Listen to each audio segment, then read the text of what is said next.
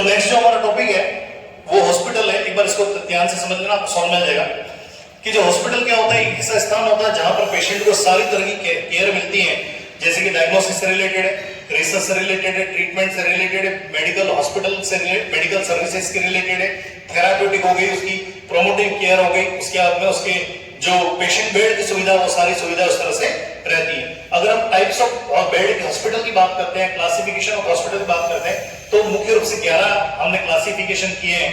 जो फर्स्ट है based on the objective, यानी कि किस तरह की सर्विसेज वो प्रोवाइड कर रहा है, टारगेट क्या है, तो इसमें जो फर्स्ट है वो हमारा है जनरल हेल्थ या जनरल हॉस्पिटल, जहां पर सारी तरह की सुविधा दी जाएगी। सेकंड है स्पेशलाइज्ड हॉस्पिटल, यानी कि आंख का अस्पताल, दांत का अस्पताल, हड्डी का अस्पताल, ऑर्थोपेडिक हॉस्पिटल।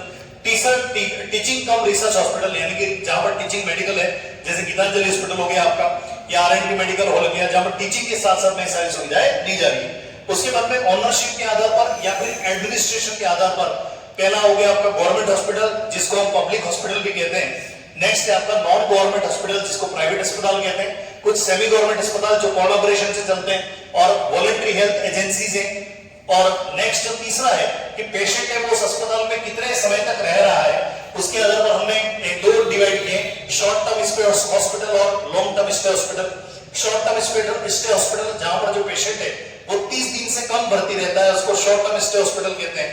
और जो दूसरा है हमारा लॉन्ग टर्म स्टे हॉस्पिटल, इसका मतलब 30 दिन से अधिक अगर वो पेशेंट रह रहा है, जैसे अहमदाबाद का सिविल हॉस्पिटल हो गया, बेंगलोर का निमांस बेंगलोर है, वहां पर लोग 2-2 महीने 3-3 महीने ट्रीटमेंट के लिए रहते हैं, तो वो कहलाते हैं लॉन्ग टर्म स्टे हॉस्पिटल। उसके बाद में बेड साइड या बेड साइज या बेड कैपेसिटी के आधार पर हम जो वर्गीकरण कर रहे हैं, उसमें पहला है स्मॉल हॉस्पिटल। अगर बेड के अंदर, अगर हॉस्पिटल के अंदर 100 से कम बेड लगे हुए हैं तो वो स्मॉल हॉस्पिटल होगा। 100 से 300 के बीच में बेड लगे हुए हैं तो मीडियम हॉस्पिटल है, और अगर 300 से अधिक बेड लगे हुए हैं तो वो लार्ज हॉस्पिटल है। उसके बाद में किस तरह की केयर डिलीवर हो रही है, तो मुख्य रूप से अगर प्राइमरी या छोटे मोटे केयर है तो प्राइमरी केयर हॉस्पिटल है, सेकेंडरी केयर हॉस्पिटल है, और टर्शियरी केयर हॉस्पिटल है।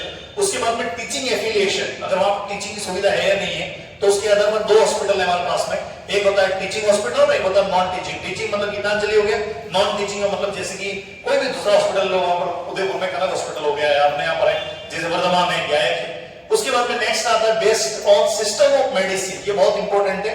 इसके अंदर जैसे आयुष भी इंक्लूड किया गया है, इसको आयुष हॉस्पिटल क्लासिफिकेशन कहते हैं। जैसे एलोपैथिक हॉस्पिटल हो गया, जहां पर जो इंग्लिश मेडिसिन है वो दी जाती है। उसके बाद में आयुर्वेदिक हॉस्पिटल हो गया आपका, होम्योपैथिक हॉस्पिटल हो गया, यूनानी हो गया, या फिर hospital of other system of medicine, यानी कि वहां पर जैसे सिद्धा है, एक्यूपेंचर थेरेपी है, या चाइनीज थेरेपी, किसके माध्यम से वहां पर ट्रीटमेंट किया जा रहा है, वो अलग कैटेगरी होगी। उसके बाद में अगर हम रीजनलिटी की बात करते हैं तो रीजनल हॉस्पिटल होता है, डिस्ट्रिक्ट हॉस्पिटल होता है, उप जिला अस्पताल जिसको बोलते हैं, तो जो ब्लॉक लेवल पे होता है, और कम्युनिटी क्लिनिक होती है। उसके बाद में जो हमारा हेल्थ केयर डिलीवरी सिस्टम है, उसके आधार पर हम डिवाइड करते हैं हेल्थ सर्विसेज को, तो सब सेंटर जिसको HWC कहते हैं, PHC हो गया आपका, CHC हो गया, और DH हो गया डिस्ट्रिक्ट अस्पताल। और वर्ल्ड हेल्थ ऑर्गेनाइजेशन के हिसाब से जो क्लासिफिकेशन किया गया है हॉस्पिटल का, उसमें रीजनल हॉस्पिटल हो गया, डिस्ट्रिक्ट हॉस्पिटल हो गया, और आपका रूरल अस्पताल आ गया। ये सारा जो है क्लासिफिकेशन। आपको ये ध्यान रखना है कि अस्पताल होता क्या है, ऐसा स्थान जहां पर पेशेंट को प्रिवेंटिव, प्रोमोटिव, क्यूरेटिव, रिहेबिलिटेटिव और पैलिएटिव सारी तरह की केयर मिलेगी, ठीक। और यहीं से ही आपका जो रोल है वो डिटरमाइन होता है। अगर CHO के जो रोल की बात करते हैं, क्लिनिकल रोल हो गया, मैनेजरियल रोल हो गया, और आपका पब्लिक हेल्थ, ये 3 रोल इसके अंदर मुख्य रूप से आ गए।